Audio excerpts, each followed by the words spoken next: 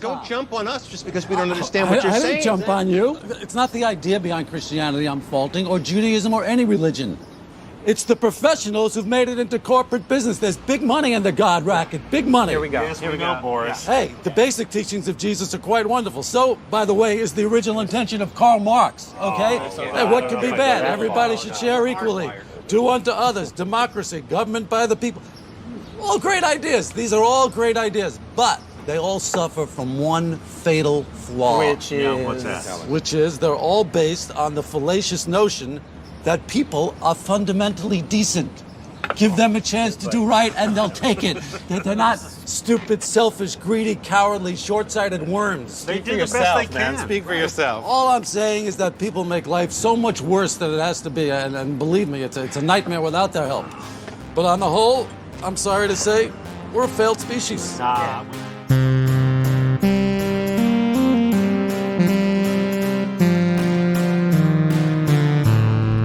I'm Redmond Bacon, and this is Cinemascapes. If DAU is about anything, I think it's about how communism was always bound to fail, because despite its foundation in some rigorous theories, it couldn't account for the foibles of everyday people. An imperfect religion, its implementation was almost bound to go wrong. DAU seems to wear this idea on its sleeve. The opening voiceover of Ilya Khrzhanovsky's 6-hour DAU Degeneration, recited by real Hasidic rabbi Adin Steinsaltz, states that communism is like a heretical religion. Like all heresies, it believes things have to get worse before they get better. But perhaps communism, at least according to the dark, gloomy, depressing vision of the first two DAU films, is more like a death cult, demanding sacrifice from citizens at the foot of its altar. DAU is one of those projects so vast, it's impossible to even know where to start. But start we must, to make some sense of the work and lay the foundations for a deeper conversation on ideals and ethics and everything else in between. The film all began with the mostly untested director, although like many Russian directors currently working, he is the son of another director, Andrei Khrzhanovsky. With only one film before him, 4, was tasked with a biopic of the famed Soviet scientist Lev Landau. Things got way out of hand, however, leading to Khrzhanovsky building a full-scale recreation of the entire Soviet facility, which existed between 1938 and 1968, and he built it in Ukraine. Bankrolled by kind oligarch Sergei Adonyev, this is probably the most ambitious Russian film project since Sergei Bondarchuk's War and Peace. The incredible project so far contains over 400 principal roles, 10,000 extras, and 180 total shooting days.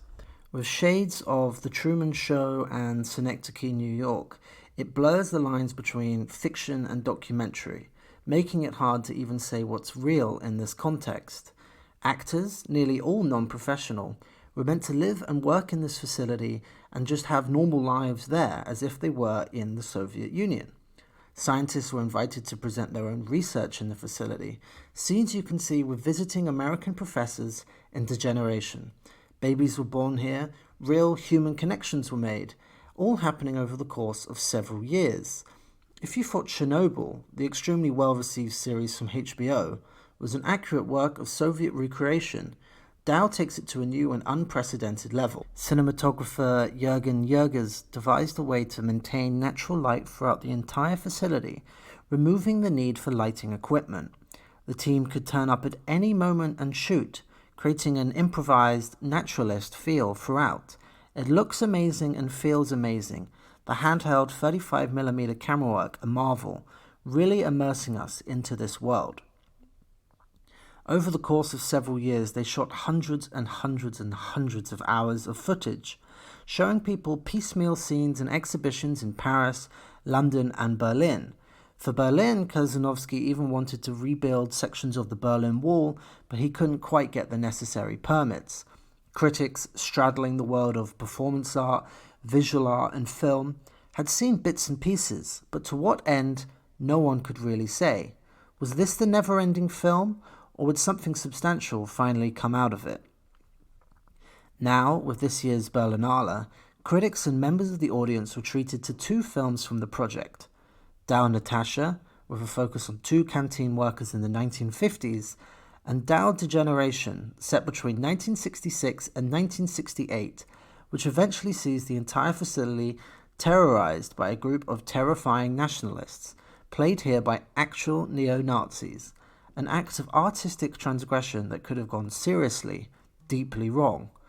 There is something deeply disturbing to know that the leader of these teetotal bandits, Maxim, is played by actual neo-Nazi Maxim Sergeyevich Marcinkovich, who is currently in a corrective labor colony for attacking synthetic cannabis dealers. He is just pure evil, and so is Azhipo, who in Natasha plays a scary KGB agent trained in the art of torture before becoming the leader of the entire facility in Degeneration. Naturally, the actor here is literally a former KGB agent, giving the films an extra level of menace. In my mind, Natasha is the finer film, and perhaps even a great film, for the way it keeps the integrity of the central protagonist intact.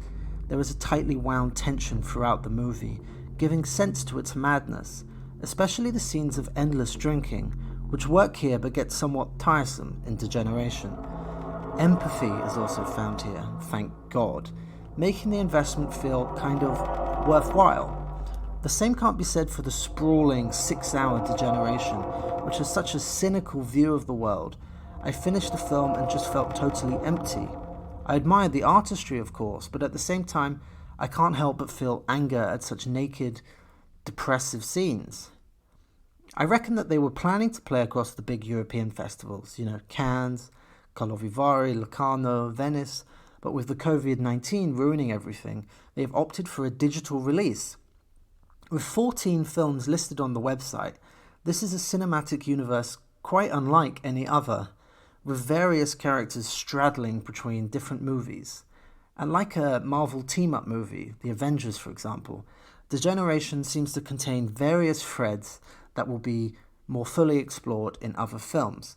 Additionally, the reasonable price of these films, only a mere $3, represents a solid business model. It would be fascinating to see how much money they would make, or if it will be merely contained within cinephile circles, such as people like myself.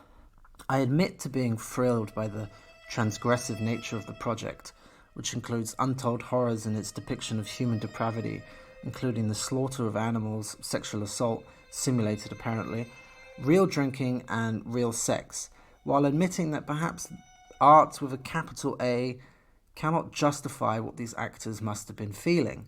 There have been multiple eyewitness reports that Khrzhanovsky acted like a deranged Colonel Kurtz-like dictator on set. Russian critics and feminist activists have rightly asked why this film has been allowed to play at a major film festival while a Western director making a similar film probably would have been given greater scrutiny for his actions. These conversations need to be had. I don't think anyone gets a free pass for his awful actions, and whether they are alleged or otherwise, they are worth keeping in mind. Anyway, I think I will stop my preliminary discussion now because even more than last week's Malmkrog, this is a serious rabbit hole that could stretch on forever. The main idea is to just give a platform before opening it up to discussion. Today I will be discussing what I have seen from the first two movies with fellow critic Savina Petkova. Welcome to the show. Yeah, thanks for having me. So please start by telling us a bit about yourself as a film critic. So my name is Savina and I'm Bulgarian of origin. I've lived in London for almost 3 years now. And I initially moved there to study, did my master's, and now I'm doing my PhD at King's College London. And my project is about animal metamorphoses in contemporary European films. So I try to intricate this with my film criticism job, more or less. So going to festivals, scouting for case studies, more or less. But I started writing about 2 years ago, and now I'm freelance, mostly published at Movie Notebook. I've also done pieces for Girls on Top, Screen Queens, the Belgian Photogenie, and Electric Ghost magazine. And you were at the Berlinale this year, right? Yeah, I was there as part of the Berlinale Talents program, which, by the way, is amazing for upcoming film critics, I completely recommend this experience.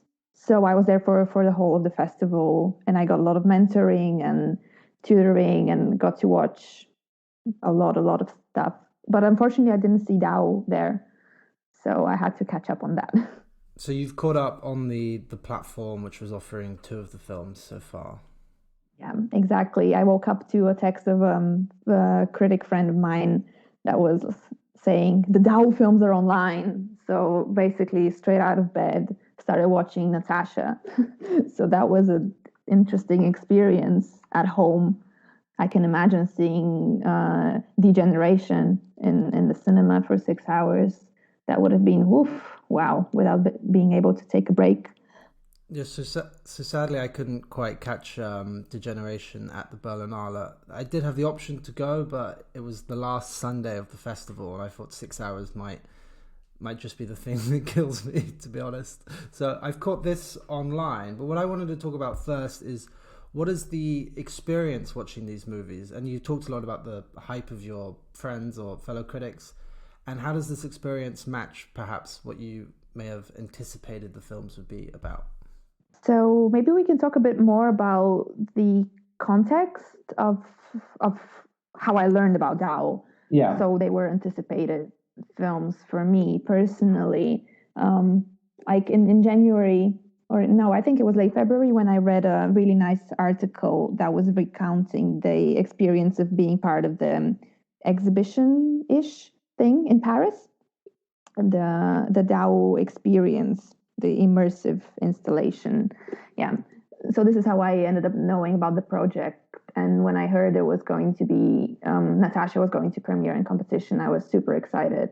I was really fascinated by everything that I've read, which was not much, by the way. I've only read a couple of articles, not too critical. They were more curious about it, thinking about what the status of a film is when it's put in the main competition in Berlinale already opens up important questions, like why was this film chosen, especially in the year that was the first year of the new constituency of the Berlinale official selection, like the new artistic directors.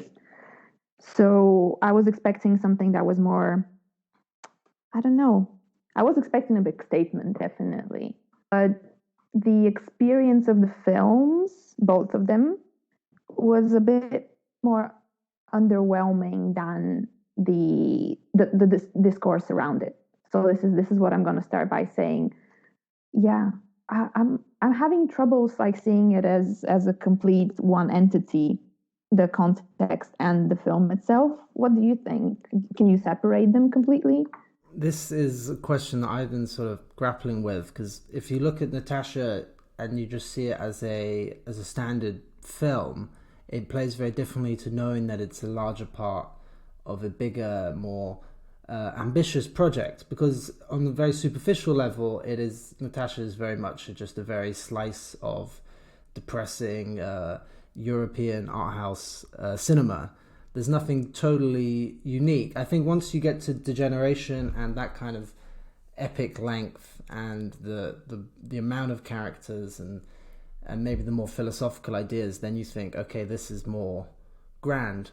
Which begs the question as to why Degeneration wasn't in competition as opposed to Natasha.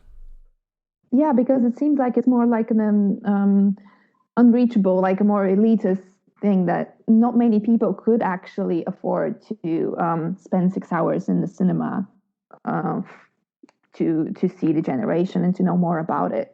So I'm thinking that most of the reviews that I read that were coming out at the Berlinale, of Natasha particularly, they were not engaging too much in the discourse around the film. They were commenting on the film as a film. So most of the ones that I read were quite positive when they were looking at the film with its aesthetic qualities and the questions that the film itself poses. But there were more think pieces and longer essays that were delving deeper into the context. And I feel like there's somewhat of a danger in the way of not being able to talk about the context without going into long length pieces. I feel like this is a bit of a trap the whole project itself. I found trying to write my initial review of Natasha, it was like, how much extra information does the reader need about the project as a whole? Because just explaining the whole thing takes a lot of time, because it's such a grand project. It took so much time, and it built up from one idea, and you have to know who's backing it. I think it's a Russian oligarch or tech magnate who is backing it. I googled his name today, so I was very much surprised to know that. And the budget is very high for a Russian film. It's around $70 million. So I don't think there's any other Russian film with this budget. Maybe there was this terrible sci-fi film that came out a couple of years ago from Bondarchuk, but this is it's a lot of money for a film that's made in Ukraine. So it's really impressive. But then I guess when people saw the final product, they're thinking like, what more is there? So I also wanted to talk about the morality of making these films. So in Natasha, there's some scenes of serious, like, because when they drink, they're really drinking, and when they have sex, it's very gratuitous. It's basically sort of pornography in this respect. And then there's scenes of sexual assault and torture, and the ending of Degeneration is very graphic, where I think they slaughter an animal. Is this justified by the final film product, or do you think there has to draw a line somewhere? It's almost like the actual project begs the question, and when we try to answer the question, we always go round in circles. And we could think of examples like separating the art from the artist and the final product from the means of it, and it could all be superficial, and it could all be smoke and mirrors in the end, and it could be a game. Most of all, because I've listened to a lot of interviews, the only ones that Ilya Khrzhanovsky has given, and I went to this discussion that was organized in the Berlinale together with a cinematographer, with Ekaterina Ortel, and one of the producers, and all of them kept referring to the project as somewhat of a game, in this game metaphoric kind of way. And I felt like this is very irresponsible way to treat it, and the appeal that they have for reality, because this is what they basically want to do. They want to make a reality that's more real than the actual reality by recreating and substituting the life people led in the Soviet Union time span of these 50 years in the DAU Institute, by putting their people that weren't part of it originally, but making them live there for an extended period of time and always being character, etc., to make them more real than the Soviet people that lived there. And yeah, when you think of the end product, that is a film or a series of films, it just escapes the whole notion of art for me. I don't think this is what art should do, posing as smoke and mirrors and trying to be more real than reality. I feel like the most precious part of art is acknowledging its own fictionality, and nothing can top that, because the real suffering and the real penetrative sex and the real torture is not justified to make art when you don't acknowledge its fiction. It's just this illogical connection that I feel like is quite dangerous ethically. And what I found interesting is that ahead of the release of DAU Natasha, there was a group of Russian critics who wrote a letter to the curators of the Berlinale. It's a really good letter, by the way. And their argument was that if this was a director from England or the USA and he had made a similar film, even though probably it wouldn't be possible to make a film quite like this in the UK or USA, just due to logistical concerns, they would be under much different scrutiny. Do you think that because it's Russia, and because of maybe some stereotypes about Russia and their kind of cinema, that they get a pass somehow? You know, I hate stereotypes, especially when I come from a country that is like also like national cinema, small nation cinema, and I'm doing my research of different European national cinemas. and I always have to tackle with the stereotypes of what kind of films are representative of a given country. And I don't know, like Eastern European films are often associated with the notion of misery porn or all these kinds of things that you put forward an image of a certain country, and it's like a self-fulfilling prophecy almost. But I don't know how being Russian and the film being ascribed to Russia is actually influencing it, because let's face it, it's supposed to be somewhat of a criticism of the Soviet regime, right? More or less, this is what they frame it as. And the film is effectively banned in Russia, and because of its pornography, because of it's not ideological reasons that it's banned for, mostly because of some visual aspects that are not allowed. But at the same time, I agree with the letter and what the Russian journalist described. It's super important to keep in mind being like financially backed up by oligarchs and being as Khrzhanovsky is really in his mindset of being great and being the greatest. And what I've heard from a friend of mine that interviewed him said that he is aiming at a Nobel Prize himself. So that kind of taps into the Russian megalomania, doesn't it? There's a big problem in Russia with sons of directors. So Sergei Bondarchuk's son is a director, and he's terrible. Alexei German Jr., he's actually quite good, to be fair. And also Ilya Khrzhanovsky is the son of Andrei Khrzhanovsky. So there's this... He's like three generations of filmmakers in his family, if not more. Yeah. So sometimes they're better than the son or the for example, Danelia, the Georgian director, his uncle was a propaganda filmmaker, but he's a great filmmaker. So this is kind of, it doesn't necessarily mean they're bad, but in the current moment, there's a few directors who maybe, because they're born into this world, that they think that they're auteurs without really earning it, like the credit, because this is, after all, only his second and third film. And what a film, that's the whole point. You have to go down in history with this.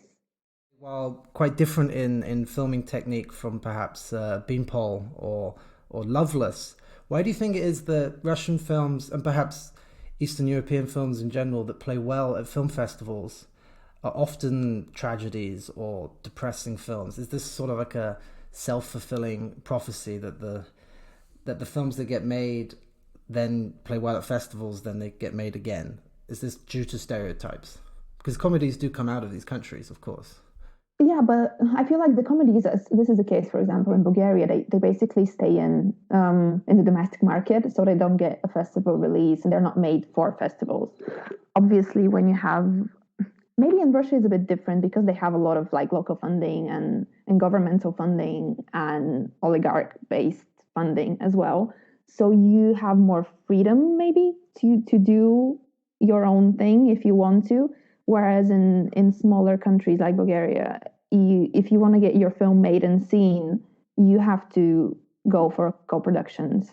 And the whole deal of going to meetings and co-production markets and pitching your ideas more or less has to do with what the demand is festival-wise.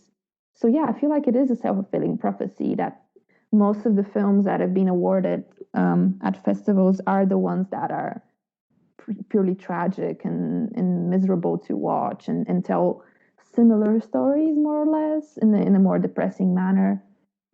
And yeah, this is what the audience actually gives awards to. So Beanpole, huge success. A few Bulgarian films have been quite a big success at Karlovy Vary and Locarno recently, and also can tap into what we can characterize as misery porn as well. So they get made again, obviously. I don't know if it's due to stereotypes, more like the industry is kind of constructing this loop, endless loop. And it's weird. I don't know. I hope this big puncture that we have now in the film industry kind of challenges that. Maybe this is a way out of it. Because there are some comedies from Russia, contemporary ones, which are quite funny, but they don't seem to have ever played well in in the West, especially Soviet films. There's a lot of Soviet comedies, but they're never as big as the Tarkovsky films, for example. Absolutely. And for example, these are the films that my parents have watched growing up, like the Soviet comedies. They haven't seen Tarkovsky.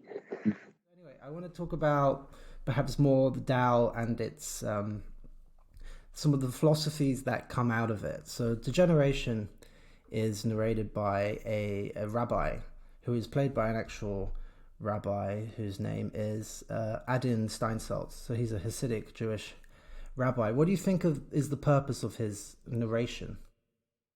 I feel like, especially in Degeneration, the whole mix of different religions. We have a shaman at one point. We have like Orthodox priests, and we have the famous, not probably famous, sentences uttered by the rabbi that like Marxism is a form of religion as well, and obviously sometimes the characters refer to God, and then otherwise they try to convince each other that God doesn't exist.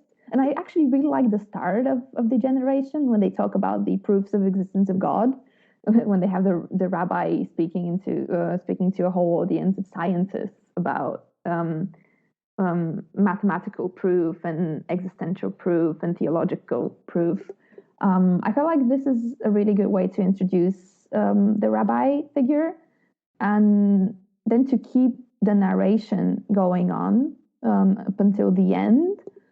To be fair, because it was framing every end of a small episode, right? Every small section of the episode was framed by the rabbi saying things.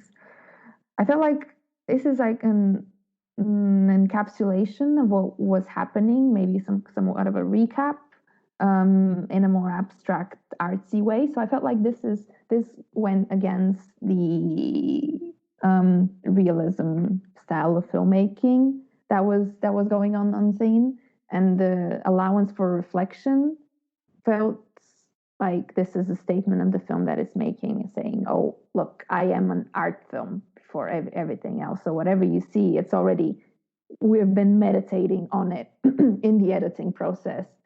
So for DAO specifically, I found it really, really weird to think of it as footage that has been, shot, no second takes or whatsoever, shot on the moment, and then most of the work was done in the editing room afterwards. So I feel like the rabbi's words were just this meta gesture of, look, this is a film anyway.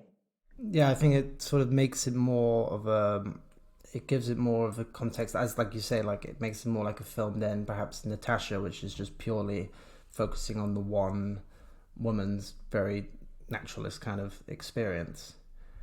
I think so too, but maybe this is the reason that I like Degeneration more than I did Natasha as a film, if I could separate it, if I can talk about liking any of this, because I'm really reserved.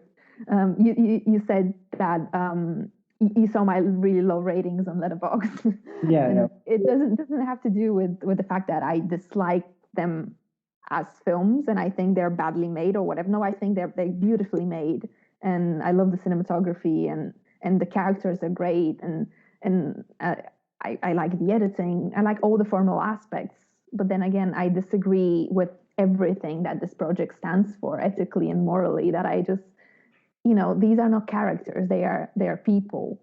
They are non-professional actors. This is their life, and all the grammar that I'm used to using when I talk about film and write about film. This formalistic grammar and the way that we talk about like plot development and characters and this and that, it just isn't applicable here. I feel like because it's about real life and the actual people and their suffering. So this kind of puts me off a bit. What do you think about that? That I don't know how we can talk about this film without actually acknowledging this differentiation. Well, I think if you look at it from a sort of meta aspect, because the idea of the film is sort of to look at how the Soviet facility worked at the time, and then their belief that communism is like a heretical religion, so therefore it deserves sacrifices at the foot of its higher goal. And what I find quite exciting is how they do flirt with other ways of thought. And there's one very long, because he keeps cross-cutting throughout about 3 hours, I think, where the guy explains the future and what Russia might look like, that maybe the film is commenting upon itself, and that what it's put its actors, well, non-actors, through is worth, because it gives such a deep examination into the life of the Soviet Union and how this relates to perhaps the current era, and especially the current situation in Russia. Yeah, but you can always make a statement that something is self-reflexive. You know, it's in film, it's super easy to make this statement, I feel like, because if it acknowledges its own existence as a form, or the way it relates to the present in some way, like talking about the past in a way is always talking about the present. I feel like there is no way of isolating one from the other, especially from if a film was made now and it refers to the past. But that sequence that was shown in bits, I found it super exciting because of all the scientific talk that I just cannot understand. I loved it because it was so alienating for a change, because everything else about degeneration kind of lures you in. Even if you want to look away, you still feel kind of compelled to keep looking. Whereas this was more, it keeps you at bay. And it does seem like science fiction in comparison to all of the other things that we see in this film, especially the graphic ones. I felt it was a breath of fresh air and maybe even a bit funny at times. Did you notice the lack of humor in both Natasha and Degeneration, or was it just me? Did you laugh at any point? I found the character of Ivan, the cook, at times kind of maybe one of the more gregarious characters. Obviously, some of his behavior is totally out of order now, but maybe not at the time either. But he, at least some of them, find a way to be more happy in a way. And maybe because when I first watched Natasha, I wrongfully assumed that maybe it was just a story of a woman who meets a man, they sleep together, and then he leaves, and that's sad, but it's not the end of the world. So when Natasha's sort of in the bath having a cigarette and a glass of wine post coital, it seems like good for her, you know, because her life has been so bad up until then. So that was semi-humorous, but in terms of actual comedy, it's not. I don't think there's a sense of real irony behind it, like that really makes you laugh a bit. Not like a sort of, if I think of a depressing film, because last week I did Romanian New Wave, and maybe something like Lazarescu is kind of funny, even though it's really depressing. I don't get that kind of feel from it, for sure. Yeah, I feel like it was, while watching DAU, I was completely devoid of any possibility of looking at it ironically, which is good on a stylistic level because it's like a coherent mood all throughout, and it's quite impressive to maintain a coherent mood all throughout 6 hours of a film, you know.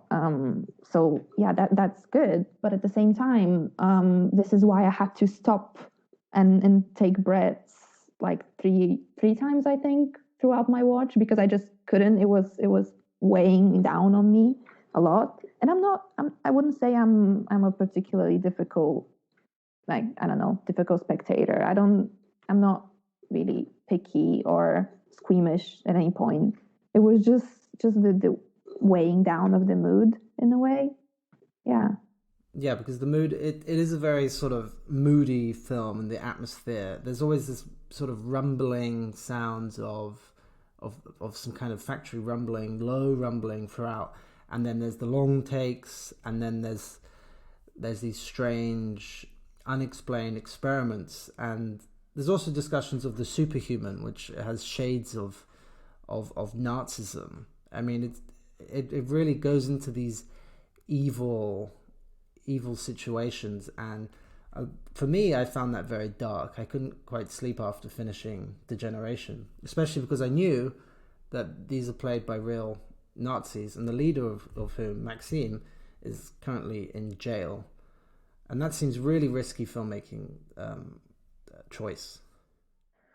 Yeah, when I think about it, about the whole project, especially by its end, so the whole project was conceived as a biopic, more or less, in the first stages, like 13 years ago or whatever. And then it evolved into something completely different. And you could see that Khrzhanovsky was stepping away more and more. At least this is how he kind of describes it. Gathering a lot of people, giving them more or less some guidance, but it's like super shady how much guidance he ever gave. So everything was unscripted, etc. So which kind of he steps away from any responsibility from then on, saying that I just left people to their own devices in their search for good and bad, for spirituality and for evil ultimately. And I have like this like really cringy feeling every time the word spiritual came up in the film, or whenever I've heard him talk about spirituality as well, as DAO, as a search for the spiritual, because I feel like this film is completely devoid of this notion, and it's the opposite of spirituality. Because let's face it, I feel like it's more or less a social experiment more than a film project. This kind of isolation and observation of life, people left to their own devices. This is my main problem with the project, and this is why I can never treat the films as films completely separate from the context from which they were made. Because when at the press conference he was referring to, I think the exact quote was, "The feelings are real, but the circumstances are not real."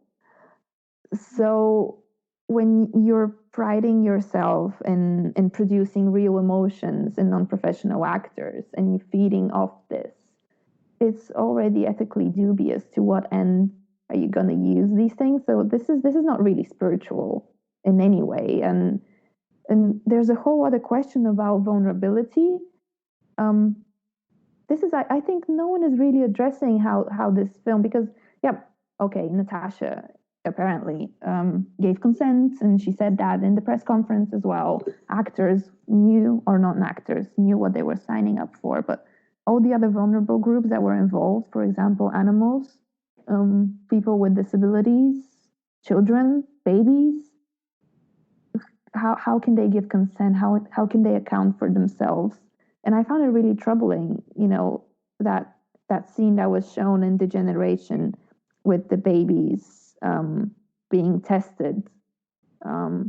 This was something that came up, I think, about a year ago in an article that the Russian journalist Alina Kovalova wrote for a British outlet. And she said this was the moment that she actually left the production, because she was really troubled by the idea of using babies in such a nondescript way. So I feel like this is a question that's been overlooked ethics-wise, because what about the most vulnerable involved? And it shouldn't be just people, animals as well. It's something that's hugely important. I think the issue is that these are people who, as you say, they can't consent. I mean, the pig wasn't killed in a legal way. Like, I think that's not how a farmer would kill a pig to cook it for food. So it's not halal. It's not the right way to kill a pig. So that's really messy. And the babies, because in Hollywood there's very strict rules with babies. You can only handle them for like 5 minutes at a time. There was the part in American Sniper where they just said, fuck it, we'll get a doll, and gave it to Bradley Cooper. It was like, just film that, let's hope no one sees. But they did. But obviously, maybe, I'm not sure exactly what the film industry in like Ukraine is like, but they obviously seem to be like, oh, you can just use an actual baby here. Yeah, they could just use everything. And that seems just like, just wrong, I think. I saw a couple of critics who, admittedly, they were like me. They were male critics, Western critics, who were saying, yes, but the films, they restore this sense of shock to cinema. Something like Salo or I'm not sure. Cannibal Holocaust, films like this, which just really go, okay, this is genuine shock and horror. This is, the new thing of cinema. Like, people watching this is like people seeing Rite of Spring for the first time, and it's like, for the first time, you're really like given something new. Would you say this is a fair assessment? I don't know, because it comes back to the status of art and the status of the artwork and what you're trying to achieve, obviously. Because if you want to do justice to a certain shock value, you have to acknowledge that it's fiction. When you see torture or, I don't know, even death presented, or Holocaust films with death involved, you know that the actor is not dying, right? And this doesn't kind of diminish the shock value for you, because there is still a thing that is more or less taboo. Even though we've gone through European new extremism, all these like, super provocative directors that have been working prolifically for a while. But for example, the most shocking things you can find on the dark web, they're not going to be considered art, right? And I think it has to do with the notion of fiction and fictionality, because just also shock value is a means without an end in a way. It's just stand up for itself. It's not necessarily striking some moral chords or etching a conversation. It's more like an immediate response, an immediate reaction that you're aiming at. And I feel like maybe DAO is kind of doing that in a way, and this is not a characteristic of the artwork from what I see. Do you think you could draw, I just sort of thought of this now, comparisons with actual reality TV shows? For example, maybe something like, I don't know, Love Island. I was watching some on Netflix. They're all terrible, of course, but they also deal with these ideas of, okay, these are real people, but they're in situations which have sort of been forced upon them. And then you watch their emotional responses to things. But obviously, like, maybe for some people, it provokes a real emotional reaction, their stories. But I think a good film, a good 2-hour movie, would probably do a lot more for me in terms of an emotional response than this. Do you think there's any, because obviously a lot of people have compared DAO to basically just a very big reality TV show. Do you think they both suffer from the same issues? Yeah, I think I completely agree with what you said about film, like taking it to another level, more or less, because reality TV doesn't really comment on anything that's happening. And I really enjoyed looking back at incorporating surveillance and surveillance techniques in the early 2000s, for example, Haneke films, etc., everything that went around this. Obviously, we were rethinking what surveillance means and what like unfiltered behavior means, and all of these things. So I feel like DAO kind of poses the questions also around privacy and surveillance of a certain, I don't know, certain disposition, and kind of framing people to be the worst they can be, because there was a lot of alcohol involved. There was a lot of things that could have been triggers, This is why I felt like it's more of a social experiment than an actual film production, because you do give liberty to people by not giving them a script and just leaving them to their own devices. But I feel like it's also the opposite of liberating in a way, because they are more or less set for destruction. And I find that a bit cruel. I think it's exacerbating an issue. I think with the alcohol, it's an interesting question, because if it is reality, then the alcohol would run out and you have to go and buy some more, right? Or you wouldn't have enough money. But in DAO, and interestingly enough, in reality TV shows, they do ply their participants with so much alcohol in order to provoke stronger responses. And I don't see a difference in the technique, actually. Yeah, absolutely. This is what they do. And most of, maybe 1/3 of Natasha involves heavy drinking, and maybe the same amount of screen time of degeneration as well.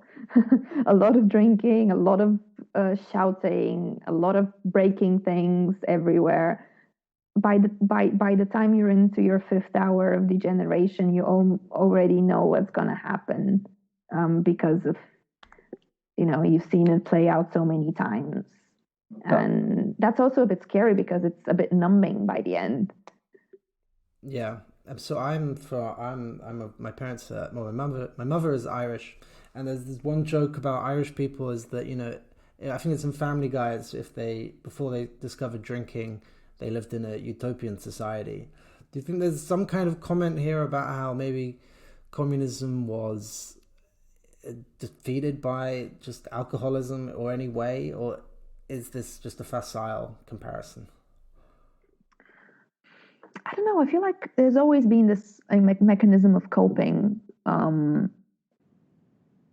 to be under pressure. Alcohol in our daily life as well works in this way. When you're striving towards some kind of liberation and in releasing your inhibitions, more or less. But when looking at it from a more political point of view, nation-wise, it's probably not a coincidence to know that the nations that are the strongest drinkers or drink the most are the ones that have passed of some kind of totalitarian regime.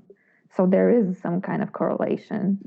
There was this really funny, I found it kind of funny joke the rabbi was telling, that some person was going to the doctor and had problem with his lungs, and they told him, oh, you have 4% water in your lungs. And he said, oh, I don't drink any water. Where would this water come from? And the doctor said, well, that's the leftover percentage of the vodka. Vodka contains 4% water. Ha, ha, ha. Okay, that was a funny part in the movie. It does feel like they're drinking to oblivion. I've been out in Moscow, and there's a different energy perhaps maybe to a night out in Berlin or London. People in Moscow seem to party as if it's the last night on Earth. They have this huge energy, and the drinking, I think, comes with it. So, but he is playing into these Russian stereotypes that everyone drinks vodka constantly and gets very drunk, and but it does go on forever, and I think it loses a lot of energy into generation. Yeah, and it's not good to think of a situation like real people getting drunk and then being recorded, and then they probably, when they're drunk, they're not able to assess their own doings and what's going to happen next. This is how alcohol works, more or less. You lose control by default of yourself after a certain point of drunkenness. So when you watch a lot of hours that are constructed on the same basis, you kind of take it as it is and stop questioning it. And I feel like this is also quite scary, to just be used to it, be used to seeing people and kind of forgetting that from what happens from here on, people are not really responsible for that anymore. And no one's giving them directions. No one is communicating with them on set. They just recording their shit show. It's fascinating because in Hollywood there would be advisors on set. I think now there's always a sex consultant on set as well. But obviously this film, it doesn't. But also with the back to the drinking thing, the nationalists, they are all teetotal. And I wonder, this is obviously an intentional point, because they act like they're ridding themselves of any impurities. Yeah, this is kind of an interesting thing, because when you think of quite a lot of far right people, they don't drink. I always think of Trump as the big non-drinker, and wonder if he had a beer. Yeah, and they're supposed to be all straight edge about it, but that's also a synonym of being completely right wing, right, and conservative. Yeah, and it's synonymous with perhaps racial purity as well. And this was an interesting part of the movie where they sort of suggest alternative futures for Russia. They say, okay, in 1990, perhaps Soviet Union, as we know, will come away, and then in 2000 there'll be some reunification of regions, which maybe, I don't know, is a reference to the Chechen War, I don't know. And then 2010, nationalism will come back. And nationalism has come back in Russia in a big way. And I thought it was very smart. And then I realized that it's very easy to backdate this kind of chat, isn't it? Because you know what happened.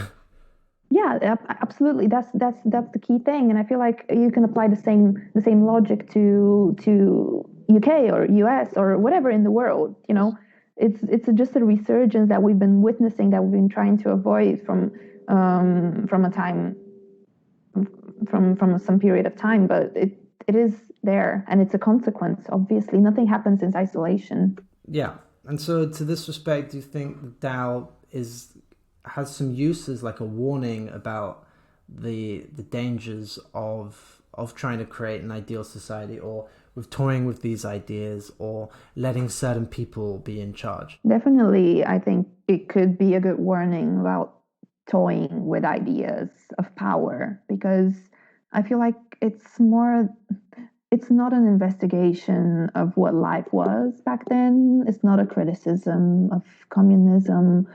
It's a play of power, and like any power dynamic, there's always one that leads and someone who follows orders. So it's a very, very basic structure, and you can see what's happening to this society or film team, or however you want to call it. If you apply more pressure at this point, what happens to people then? If you kind of loosen their restrictions, what happens to people then? But there's always this dialectical movement that is also in, the point of Marxism and Hegel before that, and all of the master-slave dialectics here are completely visible. You could pinpoint it, and there's no way of going out of this power dynamic, and it's rigged from the inside already. And I feel like it's a good case study in this way, because it keeps replicating what it's actually criticizing. In a way, it's quite smart. All of this has been thought through perfectly, and all of the media scandals and the allegations, everything that has been said against DAO plays into that same dynamic, and is just one part of the whole multifaceted way of looking at it. And it's also part of the smoke and mirrors that this thing conjures up. Everything plays out for its benefit. So I feel like it's pretty damn smart and really difficult to actually surgically dissect and say this is evil, which I, for the record, think it is. Yeah, and what did you think, just briefly, about the inclusion of Marina Abramovic, the Serbian performance artist? Does this take away the reality a bit? Like, it's a bit of an in-joke, because she's also done some quite provocative artworks. Yeah, I really, really admire what she's done. And I really like her as a performance artist. And she's like a really important person in our art history, as it's been written lately. But you can ask the same thing about like other big names that are lend their brand more or less. You have like Willem Dafoe, you have Brian Eno, you have a lot of people that are involved in putting themselves out there, kind of probably embracing, or you can never know. They just appear and just be the cultural capital of the project. I feel like I'm tempted to find notions and justifications for their inclusion in either an ideological or political statement or any kind of thing. But I feel like it's more of a marketing trick, don't you think? I think including was definitely Brian Eno and Willem Dafoe. It undercuts this sense of reality. There could be some comparison between Abramovich's work, where she stands in the middle of a exhibition and lets men, I think she did this back in Belgrade, and lets men just do whatever they want, and it's really disturbing to see the pictures from this, maybe. But the others, especially a big American name, it doesn't work nicely within trying to recreate a secret Soviet facility, because Willem Dafoe wouldn't be there, would he? Yeah, this is why only his voice is there. Yeah. Just for pumping up the cultural capital of the project. Wait, when is Willem Dafoe is he in Natasha? No, I don't think he's in either of them, but in one of the soon to be released, as a voiceover. Okay. So there is a lot of subsequent films that may be released in the future, and a few of them seem to be spin-offs of the existing films. So there's one, I think, New Son. So you know that son who plays the piano. I think he has some kind of learning difficulty that's not quite explained. There's going to be something about his relationship with his mother, breaking the ultimate taboo. Yeah, the incestuous episode, yeah. And then there's going to be more about Maxime and his relationship with Vika, the canteen. And so there's all these spin-offs. Do you think it's going to be like a cinematic universe unto itself? I always think of like the Marvel universe, but this is obviously completely different in terms of content. Yeah, apparently they've conceived this digital release even like sometime before the actual premieres of the festival, because I couldn't imagine DAU releases, DAU premieres to each big festival. You know, every year in Berlin you would have a DAU film for the next 20 years or so. You know, I couldn't imagine this. I thought they would have one film in Karlovy, one in Sarajevo, one in Locarno, one in Cannes, one at Venice. And then populate and rule the whole festival circuit like Pokemons, collect them all. Yeah. Can you imagine? Well, that's something that's quite megalomaniac as well. So I could see it happening. Definitely. I feel like he's going for the biggest deal of his life. This is how he wants to go down in history, and just taking all the necessary avenues to get him there. But the thing is, I'm curious to watch them. But I had this thought about the payment. You know, how you have to pay to see it, and what does it mean if you pay? Does it mean that you actually support it? And then that taps into the bigger discussion of, should we see the films that bring controversy? Should we watch Polanski films? Should we watch this and that? Or just shut it down completely? And I feel like after a certain point, I wouldn't want to watch them all. I wouldn't want to engage that much and give that much money back to this person. But as a film critic, I want to engage in the debate, knowing and have done my research. So this is my way of justifying my watch and the money that I spend to see it. For the actual viewer that doesn't have to take the stance or write an article or an opinion piece, I don't know how feasible would be for them. And I don't know, when people say, oh, do you recommend it? It's such a difficult question to answer, because I don't recommend it, but at the same time I don't recommend it because I don't want to censor any kind of art. You know, I'm completely against that. So how did you deal with that when you had to go on the website and like give your $3? See, I'm still not sure how to wrestle with some of these questions, because a lot of the filmmakers I do like, I mean, they've been accused of things. I mean, Woody Allen's one of my favorite filmmakers, and it's like, but what did he? Well, I mean, there's the accusations, and they're probably true as well. So I don't know how to reconcile these things. Perhaps there's just an element of selfishness sometimes that you go, okay, I know it's bad, but I want to watch it anyway. And I'm not sure if that's the best approach to have, but sometimes that's just the feeling, isn't it? So, and it's the same with DAO. I know it's bad, but also I don't want to not watch it or talk about it. Yeah, exactly. Because this is what I feel like, as I said, I think the whole project has something evil in it, as latent or dormant as it is, and something that's detrimental to the way that we make art. And this is precisely the reason why it should be seen and talked about and addressed. And we should have these conversations. We should keep having these discussions. However, I don't know, difficult it may be, disagreements, antagonism, accusations without validation, all of these like non-disclosure agreements that everyone signed. So we don't know what's been going on for the duration of the shoot in the 12 years. There's no way of knowing. There's only speculations. And the way that the cast and crew handled all the Q&As, discussions, and press conferences doesn't really help much. So everything is kind of plays into that Russian stereotype of the, nothing is true, so therefore anything can be true.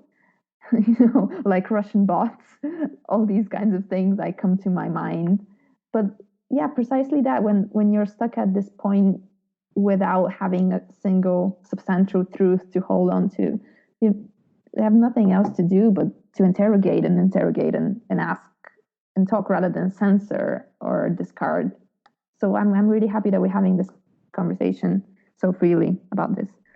Yeah, I think the main question is to make sure that this kind of thing doesn't happen again, because at the end of the day, you can make great films or great art without being an asshole, though. So I've talked to plenty of great directors who are very kind, sort of chill. You don't have to be chill. You can also be a bit stressy and a bit angry on set, but as long as you're not abusing anyone. There's differences. There's gradations of this, of course. But there's a lot of filmmakers I've talked to who are genuinely nice people at the same time, and they're great filmmakers. So the two things, and sometimes their films are very dark. So the two things aren't mutually exclusive. It's weird because this is the thing I will always going to remember in this big discussion with the crew at Berlinale. I was waving my hand like really high to be able to ask a question to Khrzhanovsky. And after what seemed like forever, he was going on about how he knows people and how he feels them and he lets them feel stuff. So if it kind of gave off a sense of care that he has for people, he was trying to make himself like big philanthrope in a way that he wants for people to be themselves as most as they can. I asked him about the responsibility of the filmmaker, because he deals with a lot of vulnerability and he invokes that vulnerability on purpose.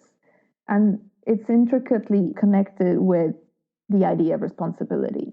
So I feel like this is the most important thing that an artist should be questioning themselves when doing some kind of ethically challenging project. And his answer was really poor. He called the whole thing a dangerous game. He said, "Oh, it's a really dangerous game, and dealing with vulnerability is super dangerous as well." And there was not a single utterance of the word responsibility in his whole answer. He did not even address that. So that was the breaking point for me. Given that at this point I haven't seen the two films, I was just listening to him talk and trying to converse with him. So yeah, what he said is true completely, that filmmakers can and should deal with that. And it can be done other ways without you being disrespectful or irresponsible to a whole bunch of people, thousands and thousands of people and lives. Yeah, I mean, I feel this is a kind of privilege that perhaps only a male director could have. I think if a female director, I know that it was co-directed with another woman, if a female director made this project or tried to conceive of this project, she'd probably get shut down as being like someone who's just, they wouldn't be given the same license perhaps to behave in such a way. Yeah, and I feel like he's also kind of conscious of that, because there was something really fishy about Ekaterina Ortel becoming co-director in the editing phase, because she was the makeup artist of the film and chief makeup artist. And she said she's been on a makeup kind of contract with Ilya Khrzhanovsky for 12 years. So this is what she's actually paid for. And this is what she's been doing at the DAU Institute set for almost 12 years, hair and makeup. And then got promoted to co-director at one point. So if you see the credits also after Natasha, you could see maybe like 50% female names. So there's a lot of women involved in that project, obviously. And I feel like this is some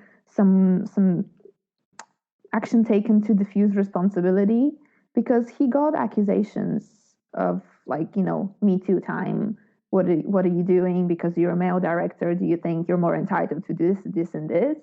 And all he would say was like, I work with women. I work with so many women. It's such a mutual effort in trying to diffuse the leading figure of the male director by putting other people in charge whatsoever. But it kind of doesn't really seem convincing to me, Yeah. I think you could claim Natasha as he could claim Natasha as a kind of a feminist film because the way she keeps her integrity intact. And I think that's more probably due to the work of the main actress, who is quite astonishing in that film, than perhaps the film itself, which does try to degrade her in quite awful ways. Yeah, she does pull a really good job, and considering she's not a professional actress. In her interviews, she said she was being herself 95% of the time, and the backstory of her character was intertwined with her own biography, and yeah, this fusion between character and person played out really well. So I think she did an astonishing job. But at the same time, I struggle to call the film really feminist by the end, because when, after the torture scene and everything, there comes a switch in her character that tries to be more stereotypically feminine in the way that it gestures towards the man in power, complimenting him.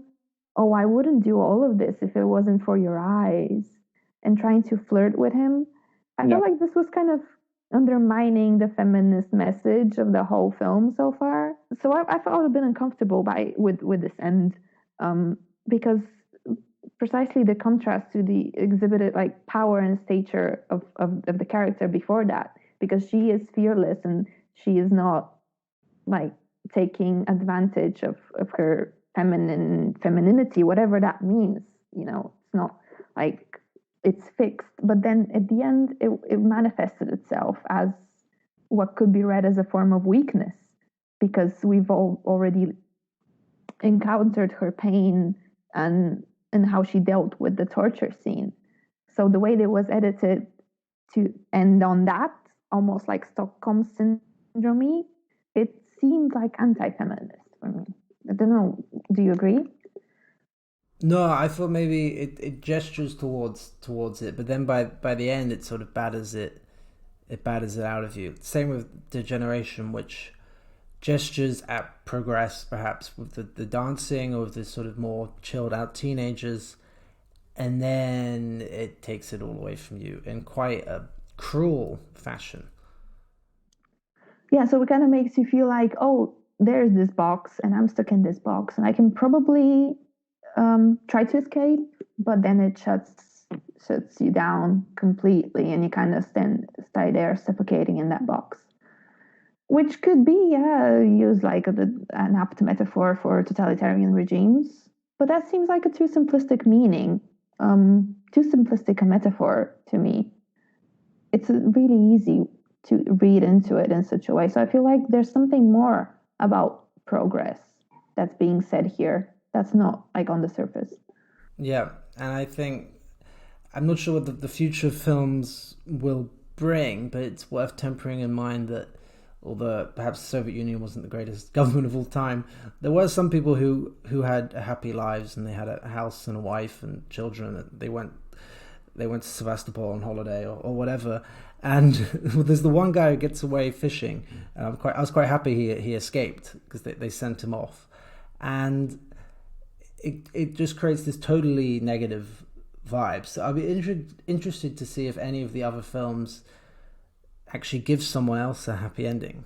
Yeah, because if the answer is no, then it seems like also self-sufficient and self-gratuitous in a negative way, because it's already set out to be as depressing and as horrible as it can be, and there is no means of escape.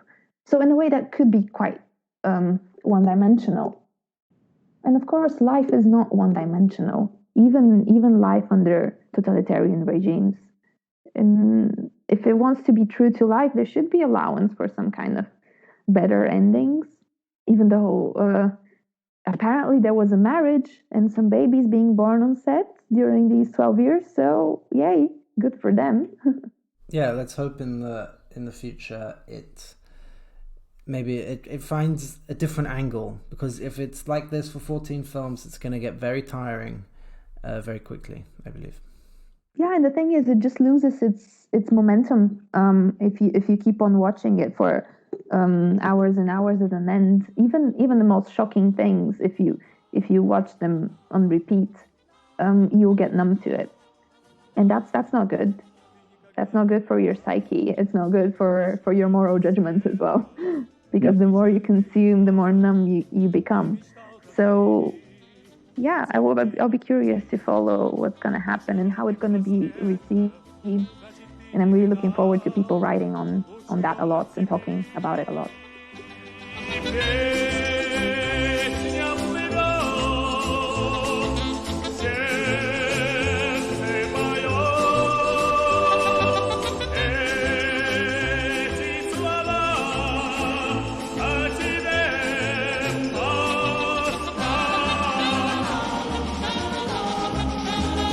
Москву приезжай и пройди по Арбату, окунись на Тверском.